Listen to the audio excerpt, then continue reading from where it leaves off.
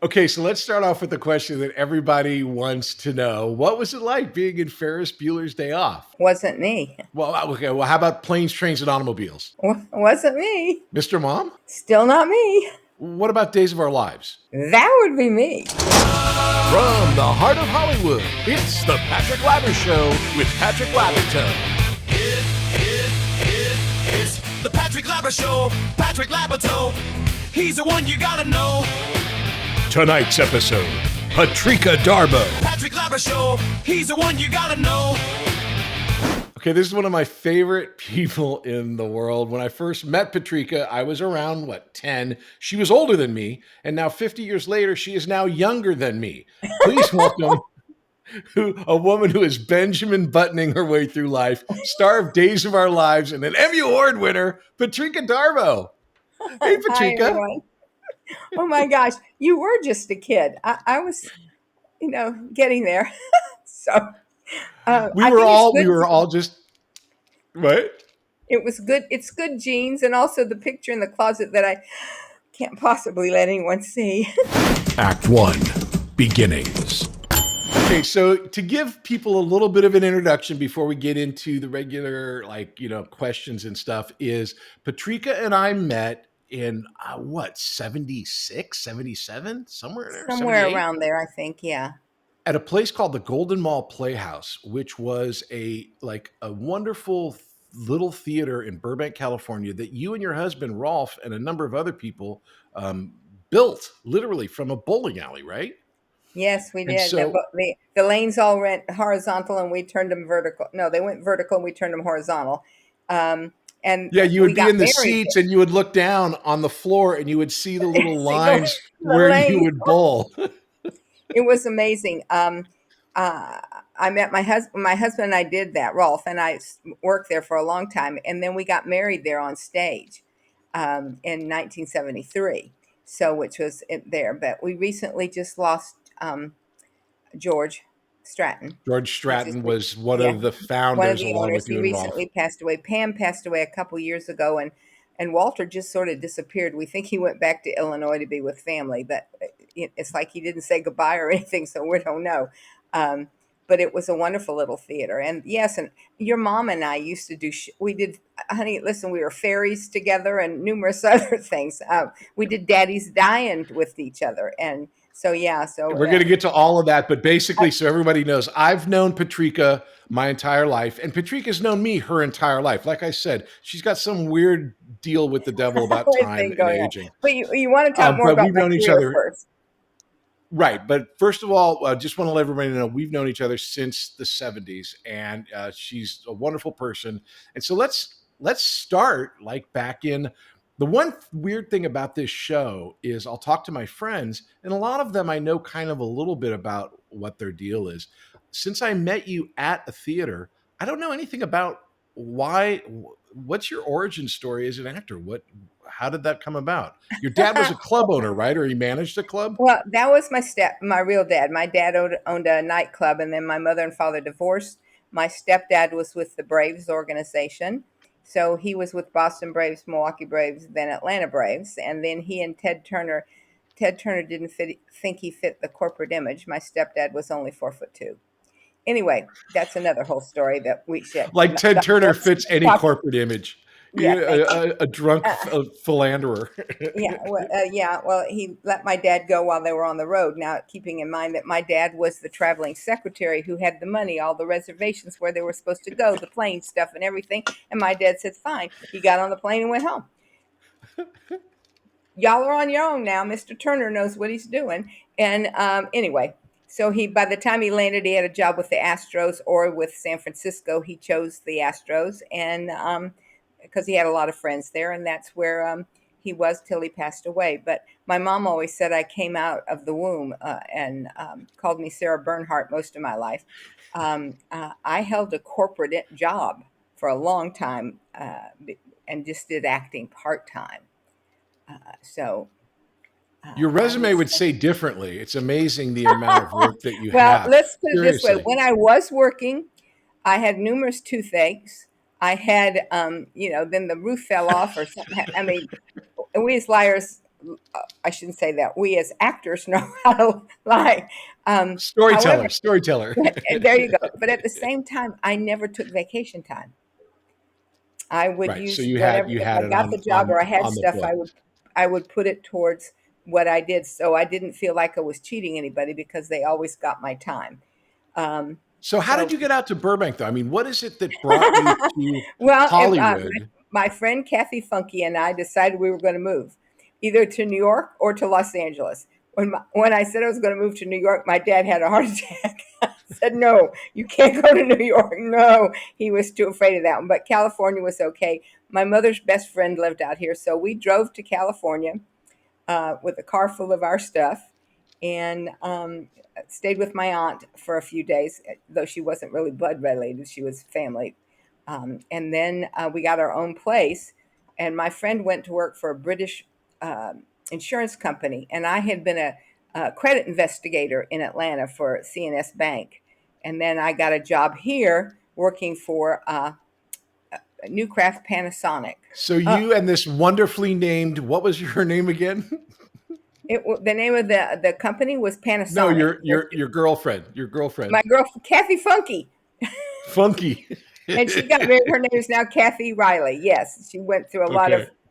of. Anyway, so then I got a job there as a credit manager, and I was taking classes. And I first met my husband at Burbank Little Theater, and then we Now both that's a went over to the separate Golden. theater It's a than separate the theater Golden that Mall. was owned by the city. And Okay. then we went over to Golden Mall, and but we met in 71 and got married in 73.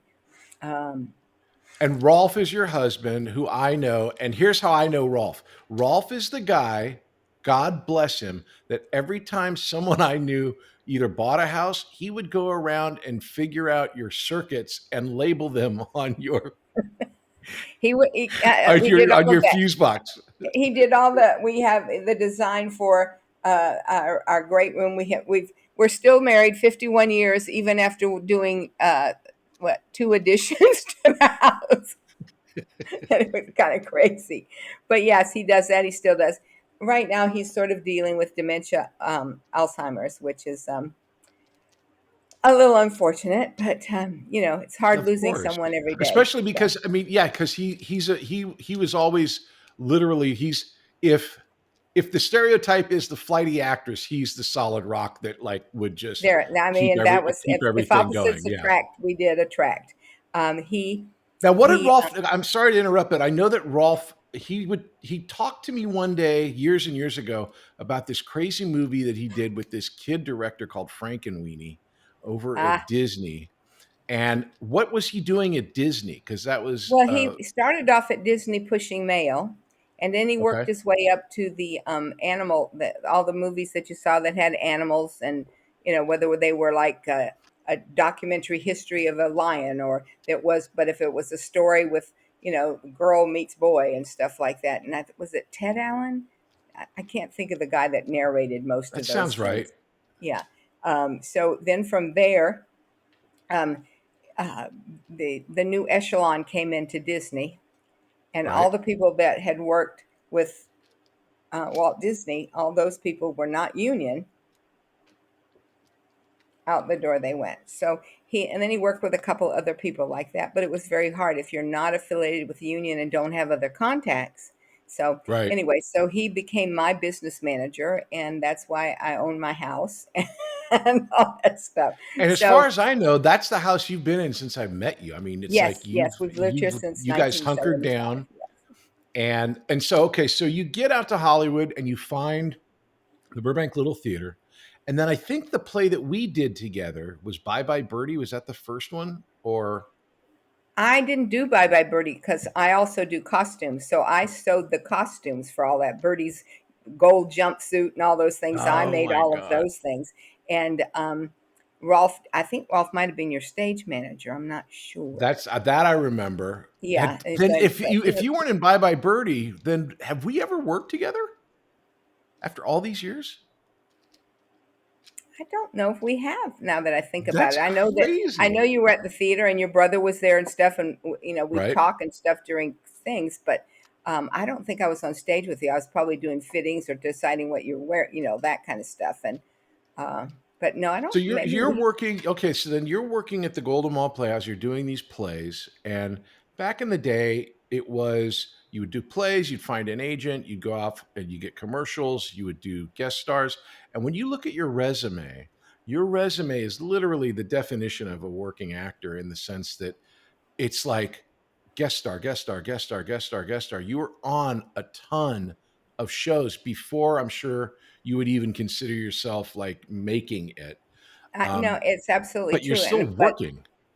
well, that was the basic thing for me was I'm not sure if this is, I think we're going to get it to a little later, and I will talk about that in the fact that I did some background stuff when he's for the under the AFTRA contract, Uh-huh. and I always got boosted to special business. I'm still getting residuals for that. So Well, it's that like, again, that's a great example of how a union or a situation where you've got a contract that makes it possible for people to move up through the ranks by way of that. There's a guy, in fact, jumping ahead to Roseanne, the guy who played Tom Arnold on that, Steven, he and I did a movie called Ghoulies 3. And on Ghoulies 3, there was an extra who we got bumped up because he was doing all this great stuff. And then he later on went on to be Matt Lillard, and he's got this great career. But it's like you get bumped up on these different levels of it, by way of doing great stuff, and you've always had a great look, which I think is a signature look in kind of a way. So well, it I'm is getting for way me. ahead of It's like myself. whether I'm 200 pounds or whether I'm 150, which I am now. It's like Uh-huh. whether I'm up or whether I'm down, it's still the same. And when we first started out, you were asking me, "Oh, how was Trains and Booze?" I was Right. doing Ferris Bueller. I am not so much. You're going to die with this one. So much noticed as her every once in a while. Uh-huh. I think it was a kids show, and it was the little girl that was the robot. Every once in a while I get mistaken for Edie there. Mostly Conchata Ferrell. Oh, wow. Conchata Ferrell, who played the maid on Two and Yeah, a yeah, Half Men for all of yes, the younger kids. But until she she was passed. Hot L Baltimore and a ton of other stuff. Amazing Yeah. actress and very nice. And we were at the Paley Center because they were doing something special that we were invited to, and we were all in the audience talking and stuff like that. And they were talking about getting recognized or what was the funniest things that happened like that. And she goes, well, oddly enough, I get mistaken for Patrika Darbo all the time. She's sitting right out there in the audience, like this. And I got to a point where now I just sign her name when they come up and want an autograph. And I Well, let's went, let's talk ditto, about that. ditto. Let's talk about that right now. Okay, so you're a working actor. You're going out on auditions, um, and again, now it's a lot different with diversity and with all this other things. You can walk into a room, and I can be auditioning against a black woman, and we're reading for the same part. But back Yes. then, it was like if you walk into a room, you're looking at 5 other or 15 other people that look exactly like you. For me, it was So, usually five. And when we walk in uh-huh. the room, everyone would go, well, I don't know why I'm here. This was your role. And then it was. And then I'd walk in the room and go, I have no idea why I'm here, Marianne. It's your role. Or Mary Pat Gleason or Mary Pat Green or, Marianne Muller-Liley. All these ladies would be All the making Marys. auditions always. It was crazy. And then there's Patrika. Hello, guys. So, I mean, there's so many. I think it was interesting too because always being a character actor, we knew Uh-huh. whose role it was going to be. There was no backbiting. There was no like, well, I just booked 14 commercials and none of that stuff. Um, but now, and as you're talking about it, we don't have that opportunity because we can't even go in a room.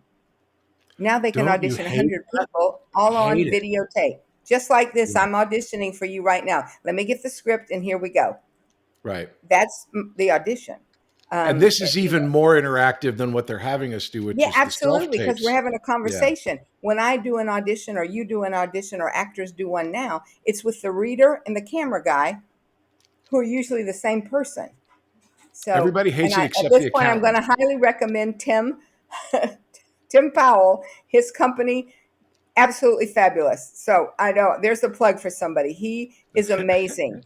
And He he edits does self tapes with you guys, right? he does He your will self tape self-tapes you. for Yeah. everybody. He was an actor. He is so well read. Like one time I was doing David Mamet and I was like being myself and he goes, no, no. He goes, David Mamet is this, you need to do this and stuff, which changed my whole approach to the Yeah. thing.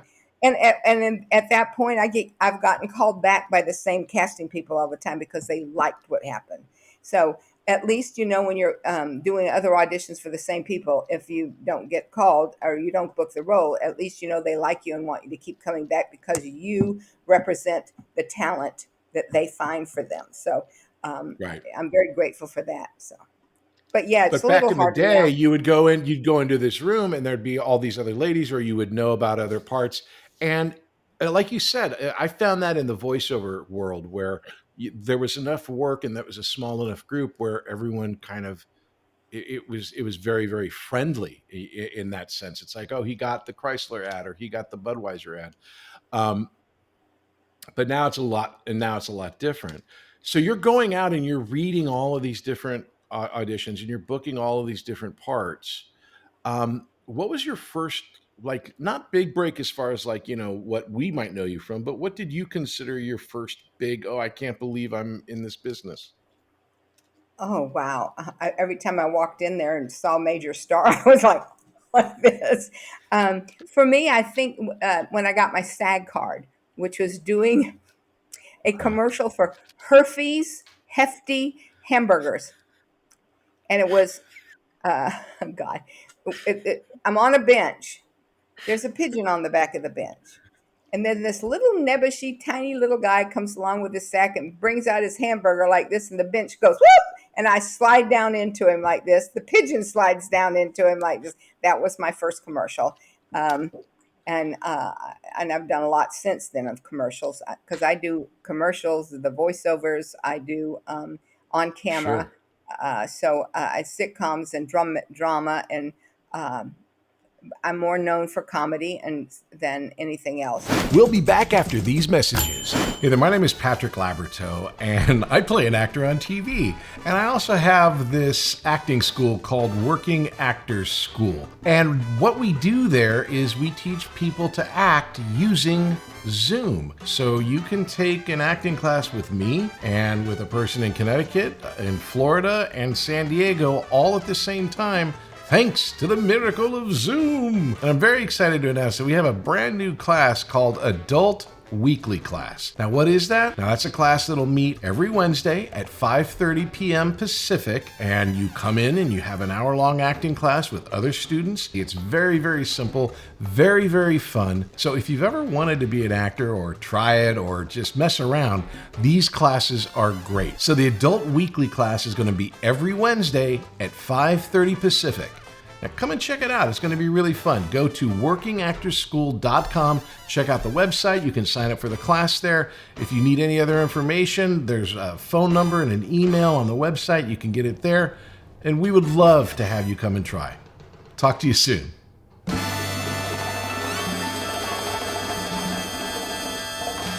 Act 2, Success. Okay, so this is just from your IMDb, okay?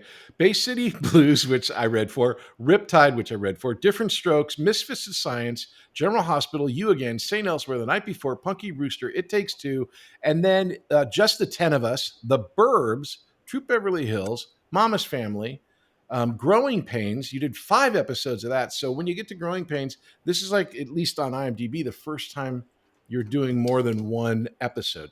Now, doing one episode, that's like literally a working actor. You're playing all these Honey, different I did parts. 5 shows, those 5 of them, I believe, and I was 3 different characters.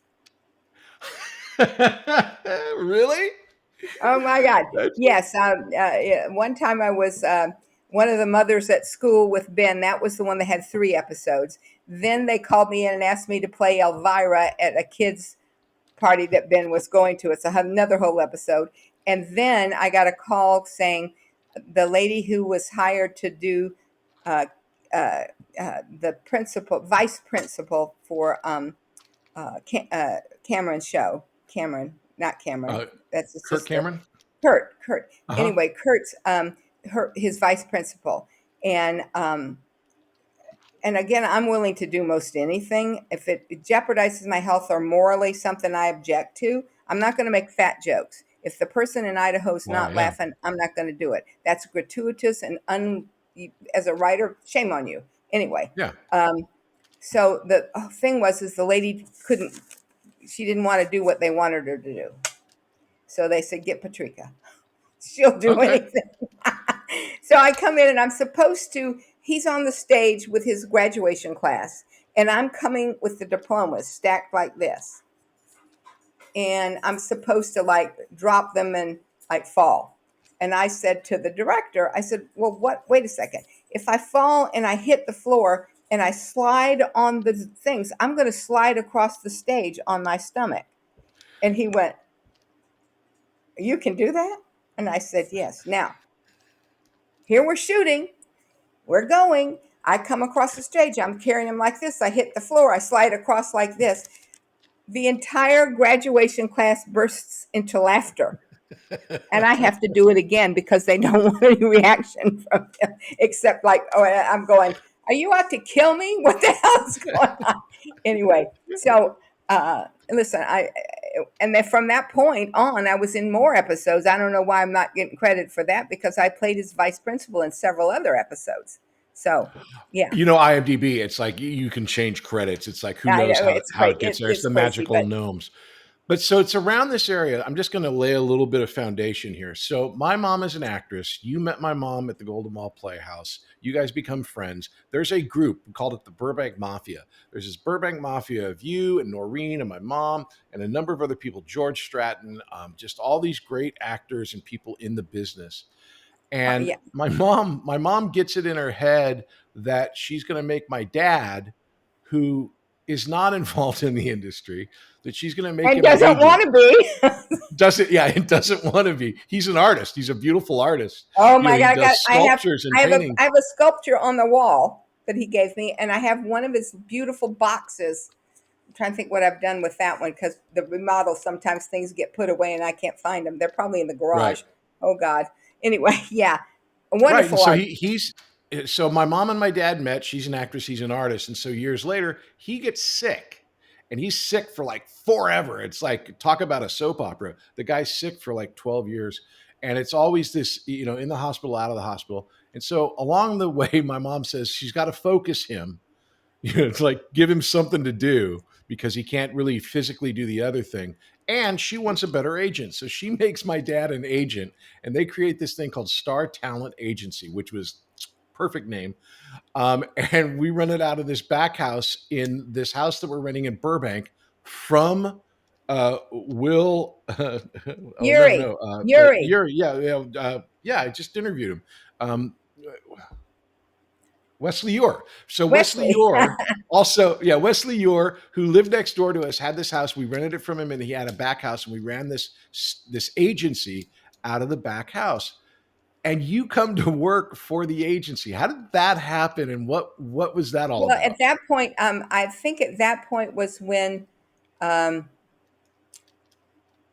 think it was when I'm trying to think of the year that happened. Do you remember what year it was? 87, 88, I think so. What somewhere happened there. was, I was working for a credit agency. It was not a credit agency. I was working for a company, and I had an appendicitis, and then I had stayed home. But all the time I was home, I was working, trying to get money, doing everything like this. By the time I get back, there's a new management. And he calls everybody in for a meeting with the president, blah, blah, blah, and all the managers are there and stuff like that. And he gives this big presentation, the new guy. Well, at the end, and in front of managers, I said, I don't want to have this come the wrong way, but as the credit manager and having been active working on all this stuff, if we don't, the receivables you've got them inflated. And I said, the bank is going to see that, and we're going to be in trouble, and we'll be bankrupt within 6 months. We need to do X, Y, and Z. And I explained stuff and how things were going, and that we needed to put the credits through for that, because why the receivable. Anyway, all that stuff. At the end of the meeting, the guy said, Patrika, would you mind staying? I'd like to talk to you. Okay. I'm thinking he wants to go over the books. The first thing he says to me is, you are a woman no more than a goat. Don't ever contradict me again. Oh, no. Now, you know me. Out the I door I know went, you. into I'm the already president's backing away. right into the president's office, and I said, "Look," I said, "you have 2 weeks notice or 20 minutes." And I said, "You're lucky I'm not going to sue your ass. I will not work for that man ever. And you will be bankrupt in 6 months or less." Back into my office, called Rolf and said, "I'm quitting. Either 20 minutes or they'll tell me 2 weeks." Hung up the phone. The guy comes in and he said, he can't work with you either, so you can have 20 minutes. Packed up my car with all my personal stuff, and out the door I went. I also went out the door with my own Rolodex that I had created, all the stuff that I had created. Fuck you, they were bankrupt in 3 months. Don't ever There it do is. that. There it is. Don't Right. ever do that. Anyway, Uh-oh. so I think it was around there, and I didn't have a job and stuff like that. And I said, "Well, let me come help." And Right. that was, we booked that wonderful Indian, American Indian on one of the big commercials, a telephone company. Remember that? And Uh-huh. I'm trying to figure out my ass from page 9. And, so I'm having to talk to your dad at things. And he's like in the hospital, not doing so well. And I'm going, I don't quite understand what I need to do. Anyway, we got it worked out. She got the job. And we had several people that got lots of jobs and stuff out of that. So it was really good. Yeah. I mean, but it was kudos to agents and their assistants and stuff, because it's crazy. It's crazy. So you were working in the office. I should. You're exactly right. You came to work at the office, not for the office. It was like Mhm. more of a friend hanging out. And it was, Absolutely. what I loved about it was a bunch of actors, because back in the day, the breakdowns came over this teletype machine or fax machine that would kind of clickety click out all the different things that you can now find online. But back in the day, only agents had access to the breakdowns, and so it was like a big thing. So all of this Burbank Mafia of actors would hang out and work at the agency, look at the breakdowns, get submitted. We found, my dad and I went out one night to a comedy store, and you know, we discovered Jeff Garland. Jeff Garland was at the agency. Matt Lillard was at the agency. All these people that ended up going somewhere. My dad was the type of Well, Lee agent where he Garlington, sat I down. think, wasn't Lee Yeah, Lee Garlington there? Garlington, right? Yeah, Yes, and yeah. she did a Stallone, a Cobra, and so at one point my dad sat Matt Lillard down, because he was the kid from Ghoulies I was telling you about, and he would later go on to star in Scream. And he sat him down, and he had just gotten him a hosting gig on a MTV show. And he goes, "I'm letting you go because you need a bigger agent, and we're not a big enough agency." So that was my dad. He would let people That's what, go yes, because he was amazing like that. Your mom's going, "The son of a bitch left us." right. And so Another one of those, the artist and the rock. right. Yeah, exactly. Yeah, she's this blonde, fire storm of energy and, everything, in this big actress. And so right around this time, there was another thing that kind of gelled this whole like group of people together, a play called Daddy's Dyin', Who's Got the Will, written by Del Shores, which was on Coanga for like how long? Like 15 years? We did theater for 2 years. We got to go over to Edinburgh, Scotland, to perform in the Fringe with it. Uh-huh. I think your mom did Mama Wheelis while we were gone. I'm not really Yeah, sure. no, she was like Mama Wheelis's like understudy or backup Yeah, or and then but crew when B we or were gone, whatever. I think she did. I think she filled in more so when we were gone and stuff. Then we came back and Yeah. did it there, and then we did it in various other places. But then the film came out, and I was asked to reprise my role, as well as Molly McClure, who was the Uh-huh. original Mama Wheelis. And so we did that film, which was wonderful. Shot it in Texas, and um, I got put under contract for ABC at that point, and So was which was, that the beginning of kind of like a role that started for you, well, or that's where I got Step by Step. That was the day where I got ABC put me under contract. They sold me to Lorimar. Lorimar sold me to Warner Brothers. Crazy time. Anyway, so Peggy Ray, who played my mother and Suzanne's mother, I was Suzanne's sister. Um, Suzanne Summers, yes, yes. star of Sorry, with Step by Patrick Step with Duffy and Patrick all the Duffy. kids Yeah. and stuff. And I still see a number of the kids all the time, and Patrick with his new wife, Linda Pearl. Anyway, Wait, Patrick married Linda? yes, I didn't know that. yes. Did you know the house we bought up in Beverly Glen was Linda's house? Linda Pearl's No, house? No, We had a place up in Beverly Glen. Yeah. they got married, yes, and Wow, I think he just sold his ranch in that he had up there. I'm not sure, but you should get a hold of him and that's talk to him, and crazy. interview him and Linda. You'd have another good. That would they would be amazing. But you're so you get on step by step. And the thing that I love about this is again, working actor, you're used to going in, hitting your mark, knowing your lines, and killing on show night or during, when they're filming, and then having to leave. This your first time where you had like a regular kind of Yes, this was my first, what was the first difference series, like for you? How first did you like contract. that? Yeah. Well, it's like people think you walk on water. I mean, the crew bends over backwards. It's kind of like, and for me, I come for this. I go say hey to all the extras. I talk to the background people. I mean, I'm like one of the gang.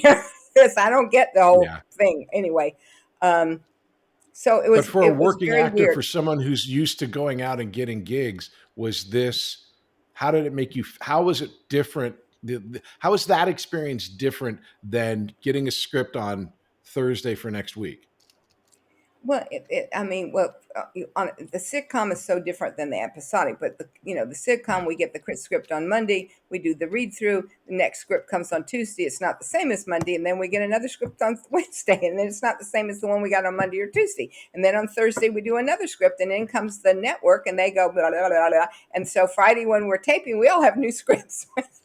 So it What was. do you prefer? Do you prefer the one camera, when you're shooting it like a movie, or the three camera like a sitcom? Do you have a preference? I will have to be honest. I like them both. It depends on what venue and stuff is going on.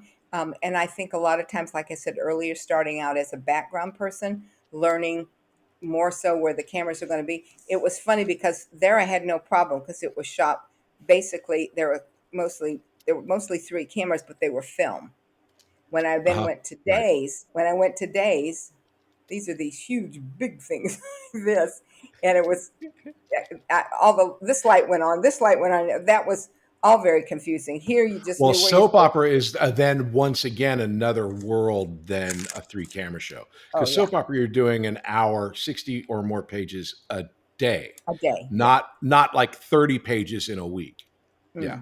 yeah. So It's I love the experience of a sitcom because at the yes, end of the week, you're putting on a show and you've got an audience and all of that. I love the control of a single camera show where you can go again with the sitcom, you can go again, but because of the live feeling, you kind of usually want to live in the moment. With a film show like a Jag or Little House, you want to have that moment perfect and then you move on. and the Um, thing about that moment is that moment may be at the end of the script and not at the beginning. Um, right.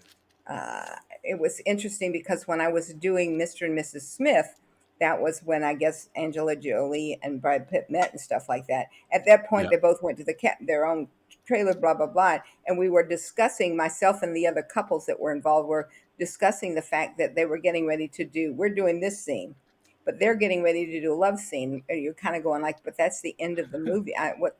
But they said a lot of times they do love scenes at the very beginning in case the actors hate each other. The time it's to, and later to do the love scenes. And I went, well, I've really never done a love scene, so I don't know about that, but that's interesting like this. So it's a weird business, but I don't want to do anything else, as I'm sure you don't. So No, I mean, I was born and raised and bred to be in this business. When you were on this step by step show, which was a very popular show, very, very successful, I don't know the behind the scenes on that particular show. Seems like Patrick Duffy's a good guy. Suzanne Summers seemed nice. Was it a friendly show? Was it a good show to it be was on? wonderfully friendly. The kids were all good. If the parents sometimes get too involved in their kids' lives and stuff like that, and but it was really a fun, joyous thing. But along about I think about the 15th episode was when they introduced Sasha. What the hell's Sasha's last name? Who he played Cody, the kind of hello Okay. there, everybody, and he had played Patrick's son. I think it was his son on Dallas. Anyway, he came in. He was hysterical, and it was kind of like Peggy Ray and I looked at each other and said, "Urkel." We're not long for this world. So it's interesting. They we could see the writing on the wall, and then just as after they got the pickup for the next year, they kind of called and said, "We're going a different way now, and we're not Right. going to have them." So it's basically Peggy and I went into the beauty parlor and were never heard of again. So Now, this it's was like that. was this a TGIF show? Was this a Friday night show for Yes, you it guys? was very successful So TV. TGIF was huge, as was all of television before, the changes happened. First it was Yeah. cable and now internet. You would easily be seen by 25 million people an episode. What was that like, from being on, Daddy's Dyin was critically successful, but literally it's like that theater was a 99 seat theater. So it was like 99 people per show versus 25 million. What was that like for you? It's interesting. It's again, hi Conchata, how are you? So it's like it doesn't matter at this point. A Zoftig redheaded woman, we're all the same. I mean, I think Edie said at one point, Patrika's, I get it's crazy. It totally is crazy how that happens. Right. I will tell you that being on the soap, I come into your house every day. So let's talk about that. So here we are, Days of Our Lives. Okay, so I have had one experience with soap opera. I got to read for the part of Blackie on General Hospital, which eventually went to some kid named John Stamos. I Which read for I did Gloria with him, and he still Monty. remembers it. I did one Really? of the, yeah. Oh God, it was with Jack Klugman and Uh-huh. him, and I can't remember what it was. Oh, But I had said to Jack Klugman played his dad or something, and it was a our TV show, dad or uncle Detectives. or some, I don't remember. They were Yeah. related in some way or another. But I do remember that I saw John at some event or something. I said, "Hey, John, we worked together." He said, "You were one of the customers in this." Yes, thank you. I mean, he was amazing, very kind, very nice, wonderful too. I love hearing. But I love hearing let when a me just say celebrity is it, a good Pat. Yeah, celebrity. let me just say, Patrick Duffy. Everybody knew him as dramatic. The man is the funniest thing on the face of the earth, and he and Suzanne together. Holy crap! I mean, Yeah. it was great. But going to the soap opera, I Yeah, saw. so my experience with the General Hospital and meeting Gloria Monty, it's like it was one thing where it was an audition, I didn't get it. But every person that I've talked to, Phil Tanzini's a friend of mine who was on a soap opera, the people, the amount of dialogue that you guys have and the little amount of time that you have to like learn it, like they give it to you and then you got to Yeah, shoot you get 60 like three pages a days day. maybe to memorize it. But then at 3 days they give you three scripts, so you're shooting them 1, 2, and 3 right in a row. So you have to have it all. But when I first started, Patrick, it was really tough because Monday you got the script, Uh-huh. and on Tuesday only a few words had changed, so you were virtually saying the same thing again.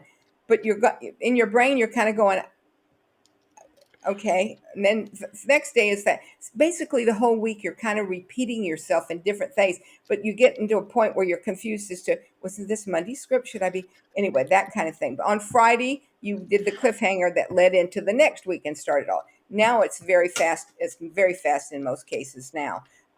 Days of Our Lives right this moment is on Peacock, and they are 7 months ahead. So when a story's Whoa. not working, they can't fix it. So I think Paula Swickley. She's back Yeah. being the head writer for the show, and she's aged in front of my hair. She had hair like mine, and now she has hair like yours. So it's been, I mean, she's flogging herself at this point, and kudos to her. But I got the job because Now, I was what was your experience? Yeah, tell me how you got the job. So you're doing what? How do you audition for Days of Our Lives? I was at a party at Ronnie Claire Edwards' house, Uh-huh. and Fran Bascom casually asked me, having a glass of wine. Pam Casting Bascom, director may Fran she Bascom. rest. Yeah, Uh-huh. both of them, may they rest in peace. Fan said, Patrika, would you do a soap opera? Now, I'm 200 pounds. I'm like this. I'm thinking, sure, Fran, what the hell? It's work. Of course I'm going to do it. And she said, okay. In my mind, though, I'm going, here's your beer. Want some peanuts? I'll be back in a minute. Now I got the job. I didn't have to audition. I've got the job. Oh, that's so awesome. Oh yeah, blessings, honey. So and again, I didn't have to audition for Step by Step either. I mean, so it's like, What is going on? How did that happen? Sorry to back up, but that's amazing. Because that was ABC. ABC so sold me to Lorimar, and they said, yes, she is. You got her. And I, met with Tom and Bob and the other two producers weren't anyway. But step by step, that's what I think I'm going in there. My agent calls me and said, turn on the show now and you'll see your husband. I went, my husband? So I turn on the show and there's Kevin Spiritus. Mr. I am a soap star. This way, like this. And he's like stepped out of GQ magazine. And I'm going, what? I said, no. They've hired the wrong thing or they've got the wrong picture. There's a problem somewhere. Anyways, he goes, nope, that's what it is and stuff. What the keeps popping up? So I go to work, and all the time I'm there, I'm freaking going any minute now. Like, anyway, so instead of playing a waitress, or roles like you've played, you are a romantic lead. Romantic, super bitch, super wealthy, and I got the husband to die for. Okay, so in my head, I'm going, I'll wake up in a few minutes or the bomb will drop. So I'm telling this to Nina, who was my makeup artist. And usually it's like slap it on and send her on stage. Or if you're doing like your own stuff, you're doing your own makeup and they just do a touch up. Anyway, some guys doing my hair and some ladies smearing stuff. And I'm saying to Nina, any second, Nina, they're going to realize that they've got the wrong person. And she's putting eyelashes on me. Okay. All of a sudden over the intercom, because Patrika Darbo, please report to the producers. Steve Wyman would like to speak with you. And I went, I told you. Nina dropped the brush. She was like this. Anyway, so I go upstairs, and he just wants to welcome me to the and you storm in and go, I can work in 20 minutes or I can leave in 2 weeks. I walked in going, hi. Is this it? He goes, I just wanted to wish you good luck and happy being on the show and blah, blah, blah. Because he probably never seen my work except looked at my resume or my tape or something. And soap opera there. If there was a soap opera there, and I think I did GH back in the 80s as a waitress, recurring waitress on there, and but that was it. And when I started on the show, there were still 18 soaps going on. There's only 4 now. But soaps were a huge deal. I mean, they paid everybody's bills. Oh, yeah. Anyway, now again, here we go. So a working actress, but now you're on a soap. It says on IMDb, and I'm sure they got it wrong, over 500 episodes you've been in. I've been on 20 years. What's that like? I've been on there 20 years. Insane, Patrika. I know. You're still on it. I think it's like, I think I was on like 8 years to start, and then I was off for a while. Then I came back and I was on for a while. Then I left again, and then I came back. And I just filmed, as I told you, they're ahead. I filmed in March and of last year, and it aired in October. So on Peacock. So there I'm doing that. Now, keep in mind, I have any, now some guy wants to kiss me. And so and I was like, God, what's happening here? It was all like, and at one point I had to say, I have to take my shoes off to kiss Kevin. And they go, why? I said, because my boobs don't fit in the right place. Oh my God. I mean, listen, it was crazy. And so we were bad characters, but good characters, fun characters, but bad characters, and vicious at times. But oddly enough, and here's something for you to know. Yeah. We came on the show. We drove Rorik Critchlow and the young girl that played with Mike and Carrie. We destroyed them. And in fact, we also destroyed another character and made her go nuts so that she kidnapped Rorik, tied him up, and she was like, carrying around a Barbie doll going like this and stuff. Anyway, so the last time I was doing the series there, Kevin comes out as gay. Okay. I've been married 35 years. Kevin the actor or Kevin the character? Oh, Kevin the character. Okay. But it was because he'd just done his own show where he was gay and he just announced it and he was making this like this. And anyway, so he's gay and he has a big scene going there like this. Well, so I end up with a killer he's killed somebody. Now he's proposing to me, and I got another lover. And okay, so then that goes on like this. Then we find out he is a killer, and like I'm like out of it. And then all of a sudden, I'm like ready to go, and Rorik Critchlow comes back to the show. Uh-huh. And we have this discussion. First of all, he's nasty to me because I was real nasty to him. And we have this conversation and talk about stuff. And then he said, wow, hon, you've gone through a lot and stuff like that. And I said, yeah, I'm on my way back to New York. He said, well, let's have coffee or something, some kind of pierogi or something, he said at this point. But we go, now we're in New York together dating. Okay. Wesley Ure played the original Mike Horton. I was going to ask about that. Did you ever get to work with Wesley or no? But this was the guy that replaced Michael Horton. One of the guys. Wesley. I think there were several of them, but he's the one that did it and stuff like that. So yeah, he tells this story about how they tried to replace him many times. They brought him back, and then they ended up replacing him again. But that's soaps. I mean, that's a crazy amount. It truly is, and it's like if somebody gets terribly sick and is going to be out for a while, they have somebody come in to fill in for them, so they have a job and a contract for a little while, but they know it's a limited one, But and in the soap, what's the best thing about being on a soap? What is the best thing for you when you're about being on a soap? Yeah. Well, first of all, steady work. Second of all, it's a tight knit family, so it's like. You see these people every single day. And like I said, I've been there 20 years. Now, the last time I went back, is that where we all met Paula? Was Paula there? Is that how you know Paula? Or was Paula worked for Mr. Logan, who was the person that had hired me. And he was the executive VP at that time. She was his assistant writing things. And she worked her way up. And at one point when he was let go and then Steve was let go. And anyway, they made Paula the head writer with another writer, and I can't think of his name right this moment. But they wrote everything. She wrote the story where Nadia Bjorlin, who played my daughter, she got leukemia, and then Kevin and I had to try to. Neither one of us were matches, and we ended up having a baby. Yeah, I've had a baby there. In fact, 2 soaps. Punky Brewster delivered my first child, and this time, anyway,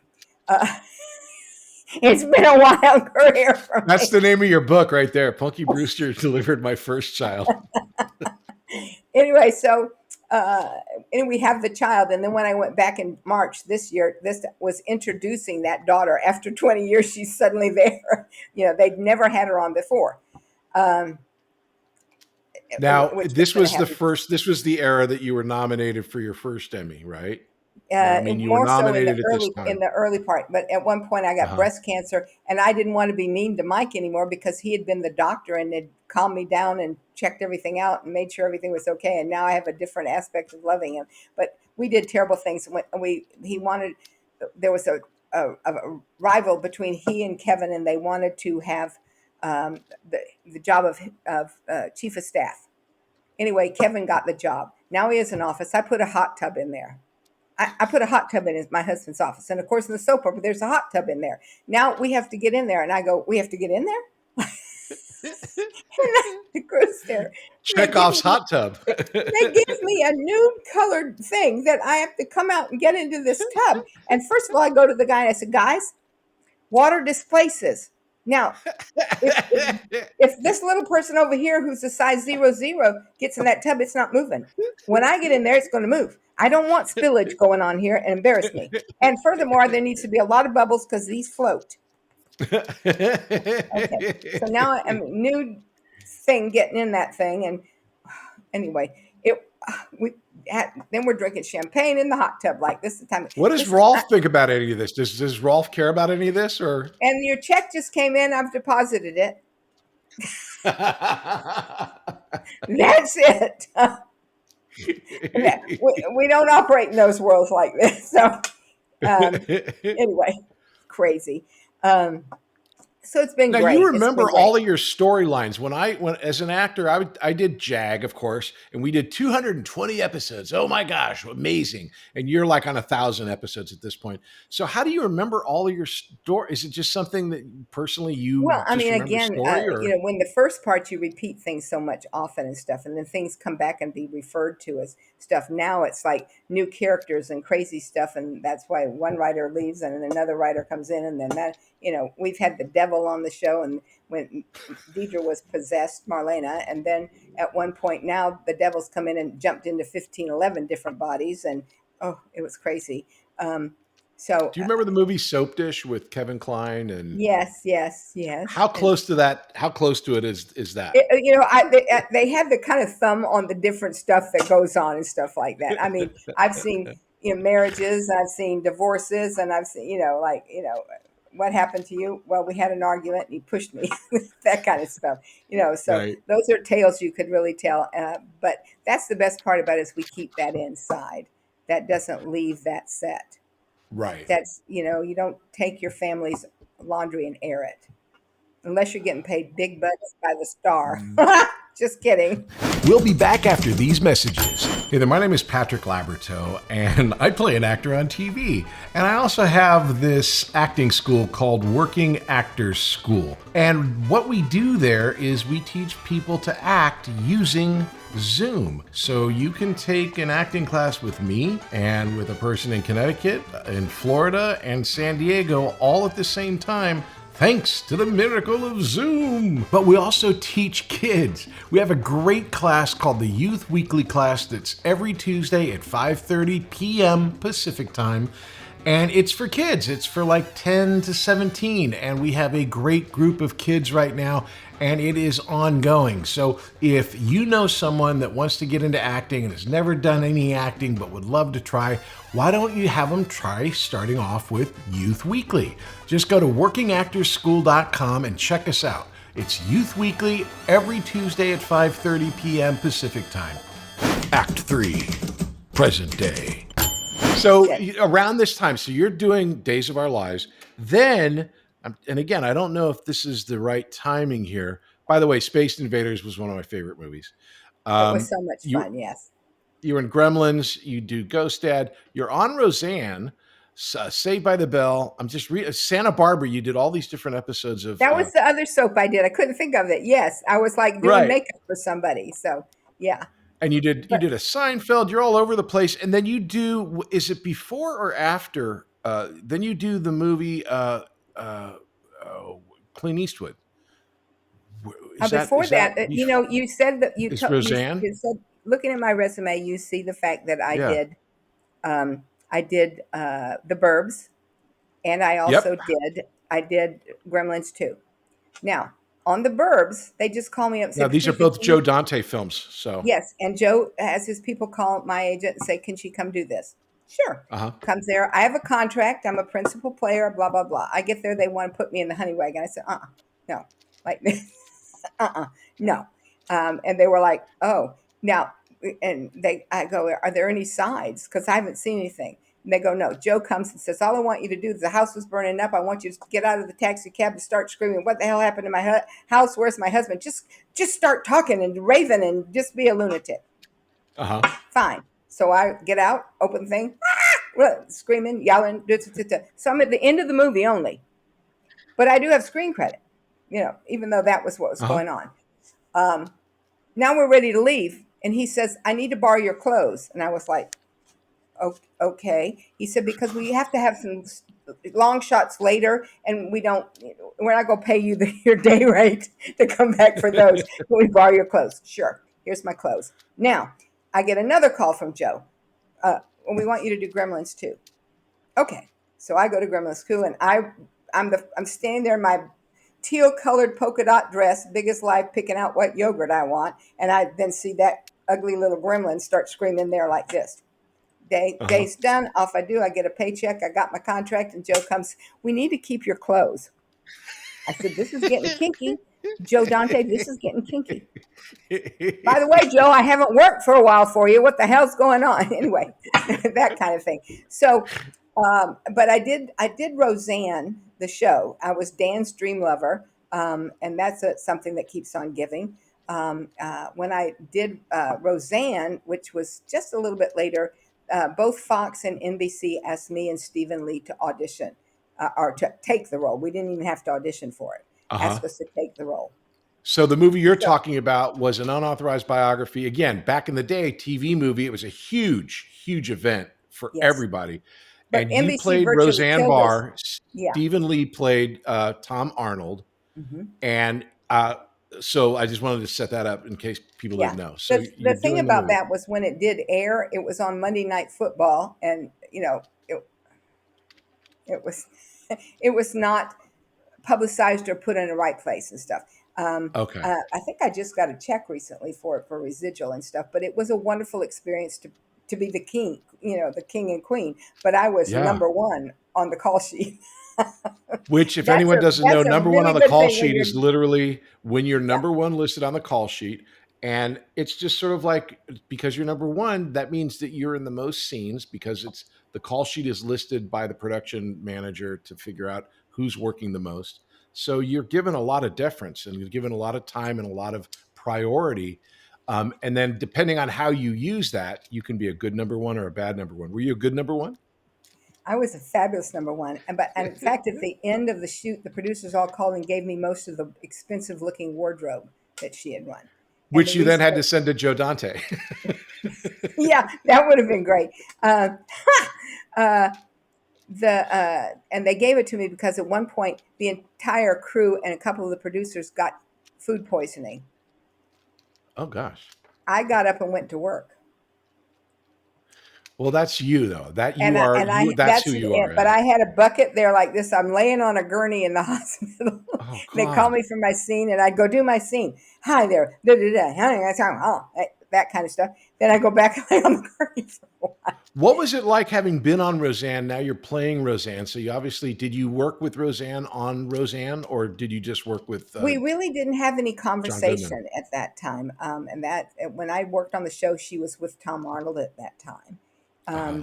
Um, but I mean, again, As it's I asked something with Step completely. by Step, Roseanne was notoriously known as being a crazy set. Was that your experience? Well, it's interesting because I don't know what she was doing at the time, but it was not so much. And like I was there one point when, and they had just done a scene with the kids, but both the kids were going off because one had to take a chemistry test, and it was a practical test where she had to be in a school with all the stuff to do the test.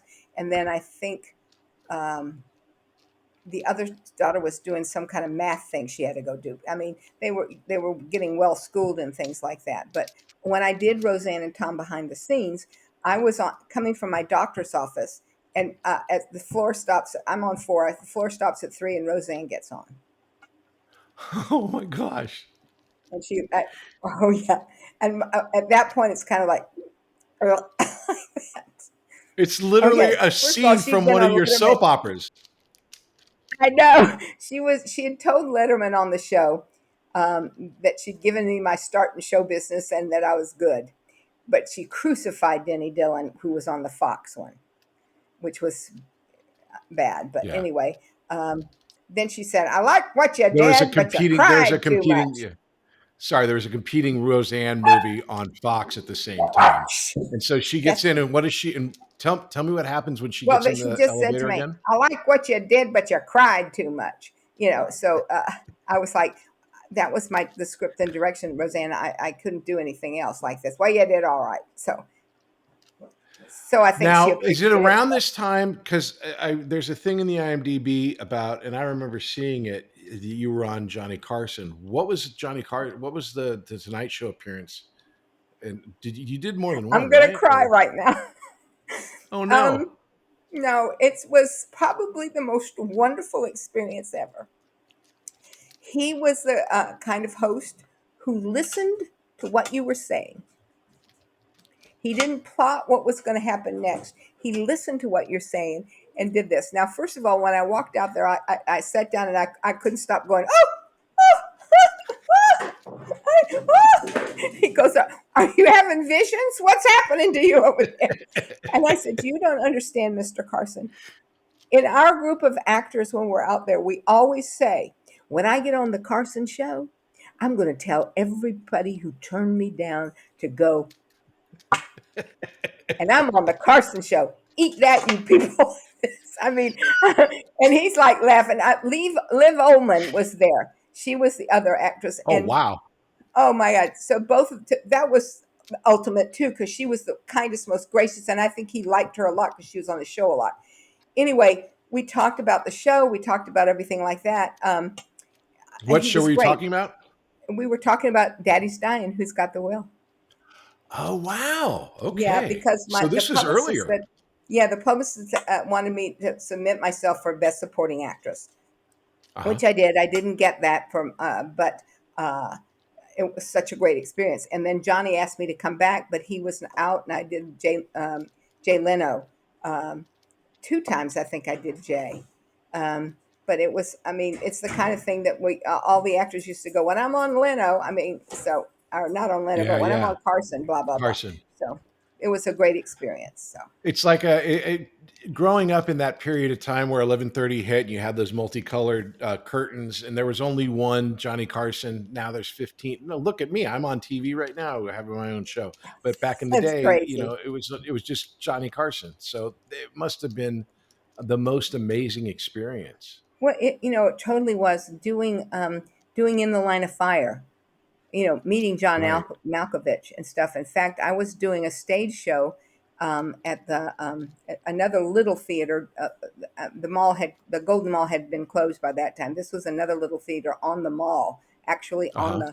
the long San Fernando Street and stuff. And we were doing this thing called Club Indigo, and it was a musical, like a big like the 1940s. I mean, there were dancers doing the dance to Swing Swing Swing, and I mean, it was like a 15-minute dance number, people coming downstairs and doing that, and I was kind of like the Madame MC kind of person.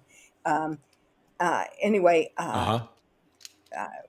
that led to something else I was just going to say, and I lost my train of thought. I apologize.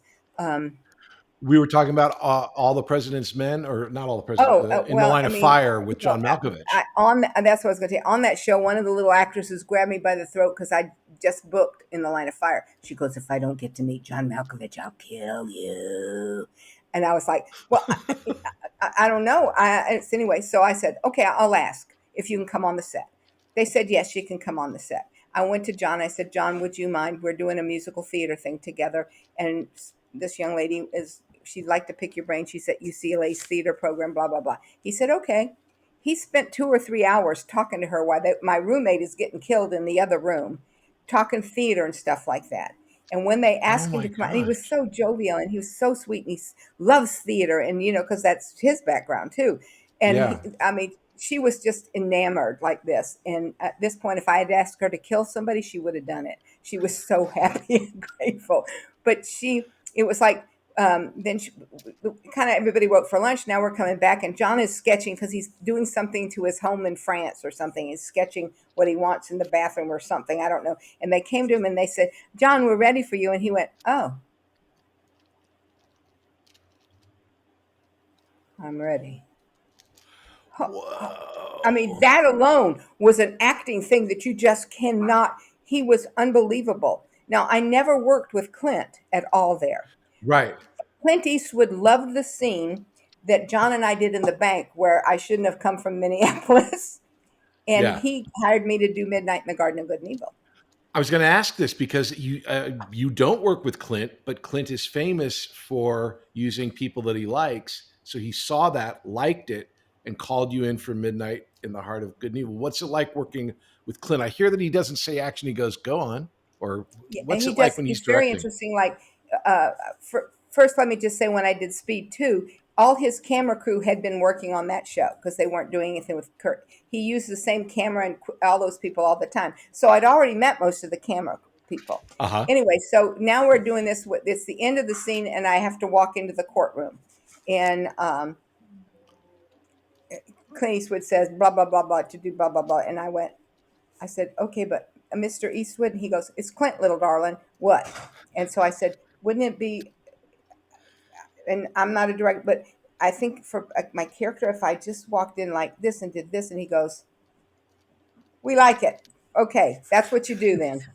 I mean, he was amazing and stuff. So, and I keep skipping stories. When Roseanne had parties for her 400th show or something like that, it Mm-hmm. was at the bowling alley that's by the Highland in Hollywood.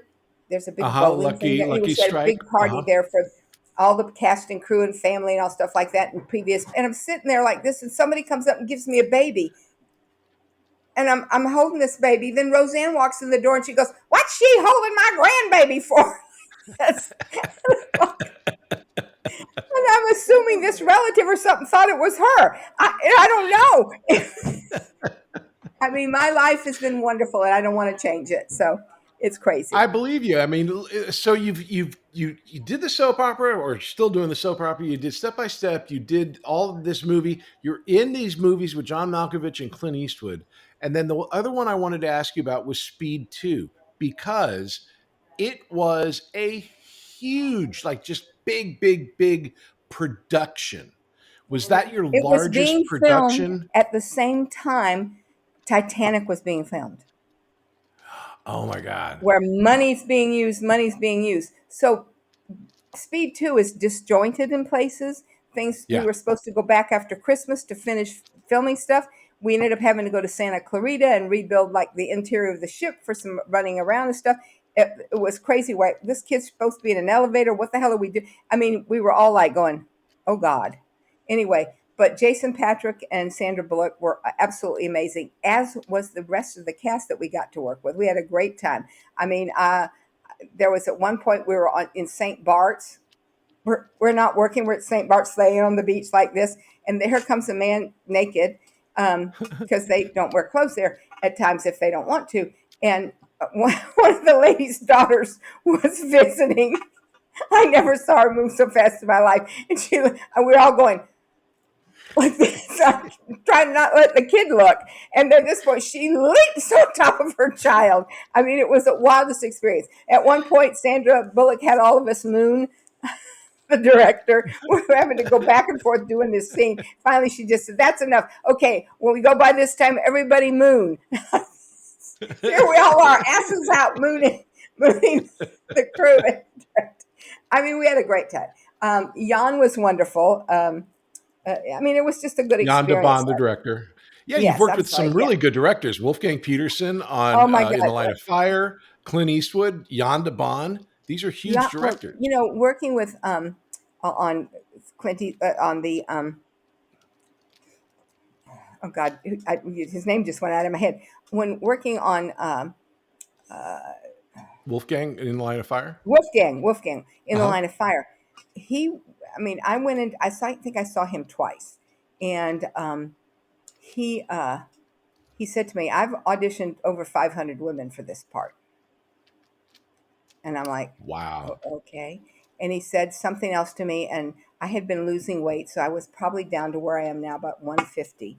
And he said, about your weight." I said, "Excuse me, I'm trying to be healthy. I'm not going to put weight on. If that makes any difference, I thank you very much, but I'm not going to do that." Yeah. And he looked at me, he said, "That's the vulnerability that I want in this movie when he comes to your door." And I got the part. Oh my God. Oh my Yeah. God. So I have worked with some wonderful people, and you know, even when you think like doing the soap opera and stuff that you're not there, don't diminish your own worth. You know, it's that kind of thing. So, yeah. We'll be back after these messages. Hey there, my name is Patrick Labyorteaux, and I play an actor on TV. And I also have this acting school called Working Actors School. And what we do there is we teach people to act using Zoom. So you can take an acting class with me and with a person in Connecticut, in Florida, and San Diego all at the same time, thanks to the miracle of Zoom. And besides classes, I also offer a one-on-one session. It's an hour just between you and me working on a particular piece of material, whether it's for an upcoming audition or maybe you're working on something and you need to have that breakthrough moment. These are really, really fun, and they're really, really great because they're really personalized and intense in all the good ways that intense can be. So if you're working on something, if you want to break through, if you want to have a one-on-one session where you're not working with other people, this is the way to do it. All the information is in the classes page on workingactorsschool.com. Act 4, questions. We end this podcast with a set of questions. I'm going to ask you these questions, and you know all the answers because they're all about you. You can't answer anything wrong here. And the first question is, before we get to questions, hey, Emmy winner, tell me about winning an Emmy. I Holy, won an Emmy holy for smokes. I won an Emmy for acting dead. Basically, it's about a character who can't get a job, and I'm his travel agent, become his theatrical agent. Anyway, so he can't get a job, so he decides to turn himself into a zombie because zombies are working all the time. So he goes to this place, and I mean, if you haven't seen it, it's worth looking at. I It's so well haven't. shot. It's so fabulous. Anyway, but we couldn't get anybody interested in, anyways. But that's another whole story. So I played Marge. I mean, I was his travel agent turned agent and stuff like that. And then there's a ghost that's involved there too that only the zombie can see because he's dead already, so he can see other dead. Meanwhile, I'm talking to her over here, and she's standing over here. That kind of it was hysterical and wonderful. And I got an Emmy nomination, and I won. I am the And you're first the actor first to win person. You're the first one to do this Emmy. What's the Emmy yeah, category? the short form. And if I will say right this moment, any young filmmaker that has something out there 15 minutes or less, the TV Academy said we're not getting enough submissions. Well, art is Oh wow. subjective, and I think they hurt themselves with it already by suddenly saying, "Oh, that's not worth it." Letting a little crew decide what's worth somebody's art. They shouldn't do that. Everybody should have been submitted. Everybody should have been viewed. Everybody should let other people, because Joe Blow over here may have a different opinion than Mary Ann over here. So Yeah. let them decide by checking the box and voting for it or not. But Well, just they in this need short period of time, submissions. you've worked. If you have the web series, I think I don't think it's any Huh? more than 15 minutes because that's what each episode is 15 minutes. There's Okay. so many web series that are being shot that are beautifully shot. Submit to the TV Academy. Submit for Absolutely. short form, and get that out there because you know you've used your monies, you used your talents, you've hired friends, you're now eating soup out of a can because you spent your money. So submit it. Know your worth and know how good this was. If nothing else, it's in your heart and you get a vote, but at least get your name out there. Put your product out there. So, I mean, I get so upset thinking these people have been rejected, and yet I've done the ISA series awards. I have won 2 awards for different web series that I've done for that show. Is that So the it's like Independent Spirit Awards, the no, it's ISAs? not the independent series. No. It's the independent. It's the independent series. It's a web series. Oh, It's a okay. web Okay. series thing. They were. I think this was going to be their 15th year, but the lady that runs this daughter got cancer, so she had to back out for this Oof. year. So they're going to come in next year. So, but her daughter's pretty cancer free right now. She's going through the submit, but it's very hard.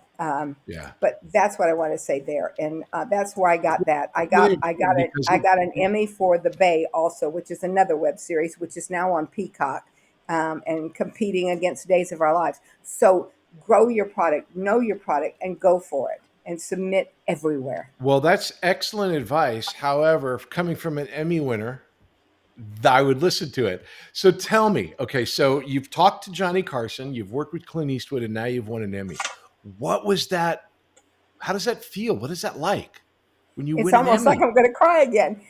When you Yeah. get an Emmy, that's from your peers. Yeah. That's where the people who aren't in the industry but are in the industry, and they said your work is the best.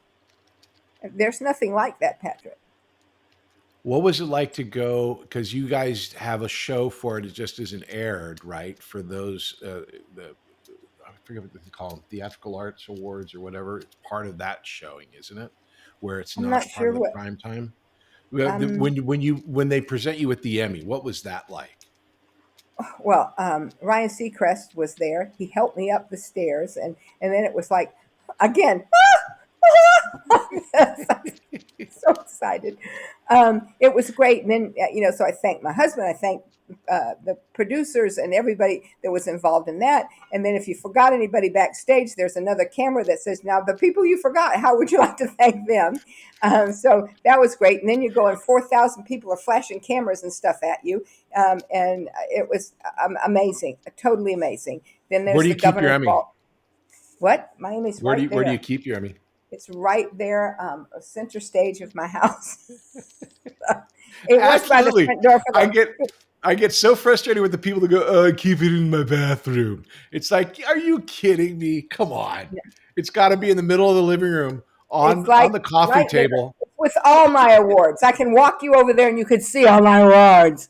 Anyway, so yeah, it was a blessing, and I loved every minute of it. So Well, congratulations. I can't think of anybody who deserves it thank you, Doc. more. Yeah. No, I'm compliments to you.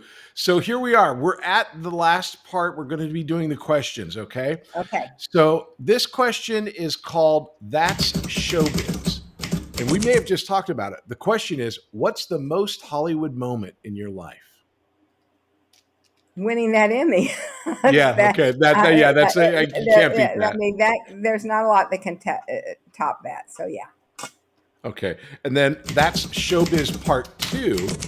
What's the most embarrassing Hollywood moment that you've had? Getting fired from a job.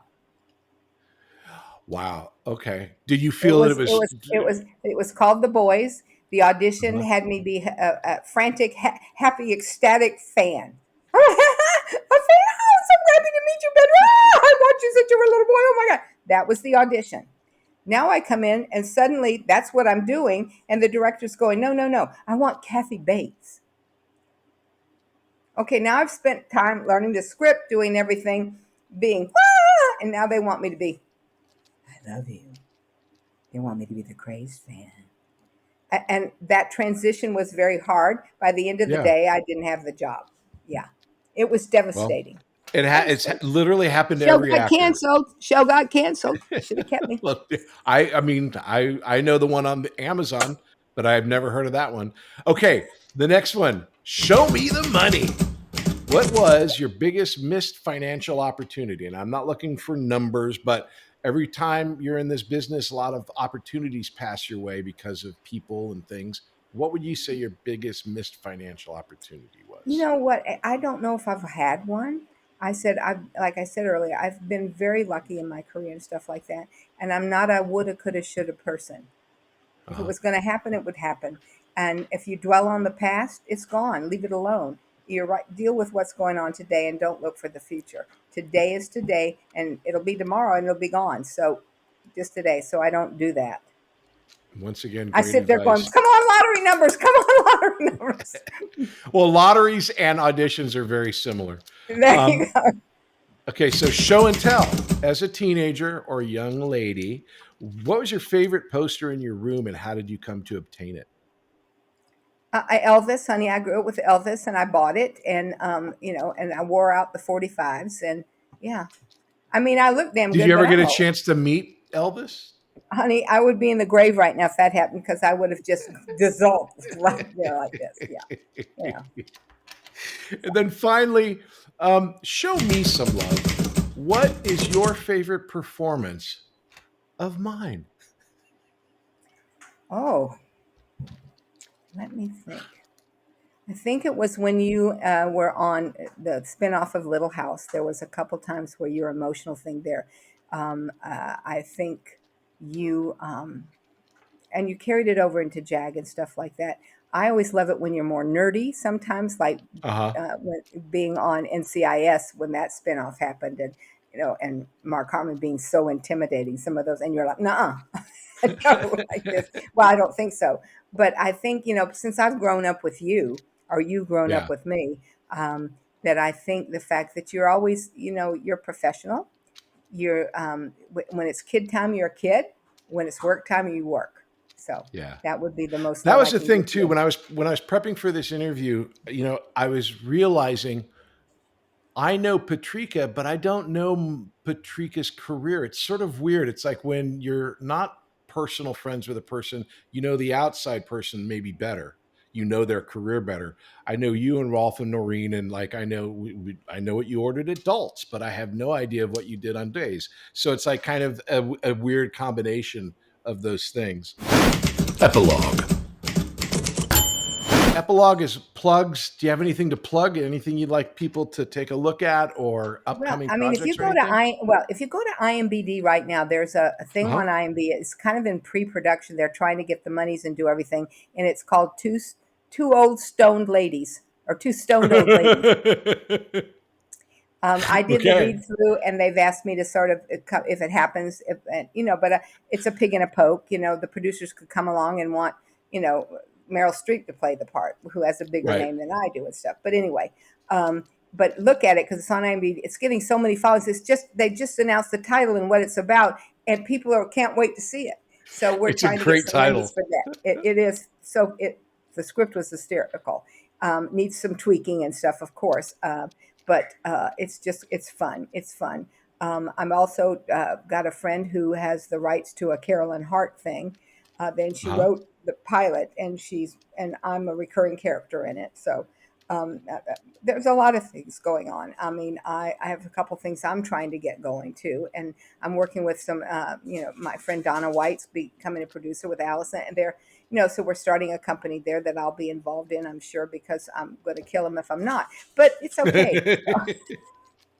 Anyway, but yeah, there's a lot of things. I think that's the most important thing is when they nail the coffin shut, I will be on the other side with a hammer getting out because, it's like that's the kind of thing is you do this and you, now I compete with ladies who are the same age as me, who have silver hair and stuff like that, but I don't. And I don't have a lot of wrinkles. My grandmother passed at 101 and she didn't have a wrinkle. So I have good Yeah. genes. Well, And and like I just a said, little, not only do you have good genes, but you are Patrika Darbo. You are one of one in the sense that while a character actor, you are recognizable as you. Like I'm sure you've seen breakdowns that say Patrika Darbo type because you can be able to and I create. go like this, she's available. Yeah, it's like, oh, I'll do Yeah. it. And being on days was wonderful because coming into people's homes every single day, I have some fans that I've known for 20 something years now. And I've Wow, been to some of their homes for Thanksgiving, their family. And that can be dangerous. Be I got, careful. I know, I don't go, I'm careful about stuff like that. There are some people that want to get close to you and you're kind of like, no, here, this is my border here.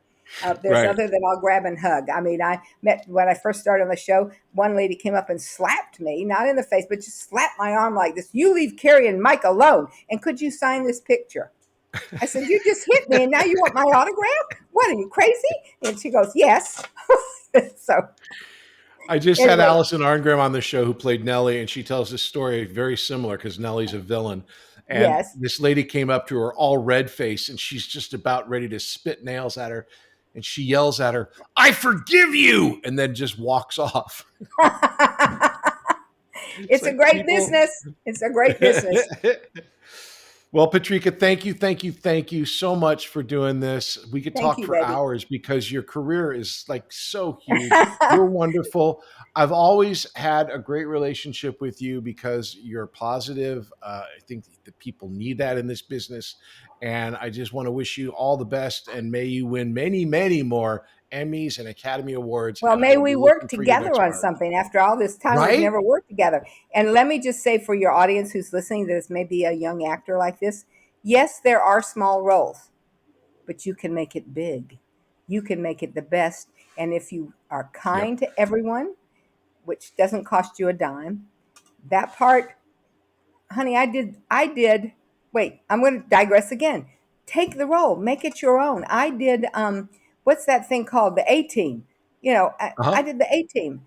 I was supposed to be on stage to do cheating that night. I'm doing the A Team, and I had rollers in my hair and I had my pajamas because it was supposed to be a night.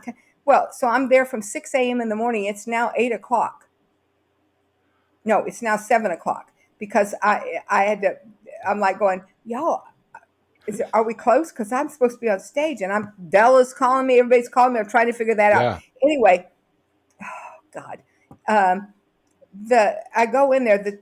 The dialogue was he says something about, oh, I know her, and I go, from where? Because here's this sexy girl, and my husband's like, slug. Anyway, that was it. That was it. End of the day, go home, go do your play, get out of here. Off I go. It was Daddy's Dyin, not cheating, because I had curlers in my hair. And I didn't have to do anything but just get on stage when I got there. Anyway, that role, those 2 words got me about $4,000 something because they forgot to put me in the credits. They forgot everything. And I had all my contracts and stuff. So, honey, take the job. Sometimes it's a boom, and Right. other times you might get fired. But if it's in your soul, feed it. And if it's not, go teach school, but get yourself in classes at the same time. So just keep working. Thank you again. That's great advice. All the advice you've given is fantastic, Patrika. Thank you so much for doing this. It's the Patrick Labyorteaux, Patrick Labyorteaux. He's the one you gotta know. Hey, everybody, thanks for listening. I'm really, really glad you're here and checking out the podcast. It is an audio podcast wherever you get your podcasts. It's a video podcast over on YouTube or on Spotify or wherever you get the video ones. All of my socials are Working Actors School on TikTok, on Instagram, and on YouTube. Please check us out. If you want any information about the school, it is at workingactorsschool.com. We've got classes going on all the time. And again, thanks for listening, and we'll see you next time.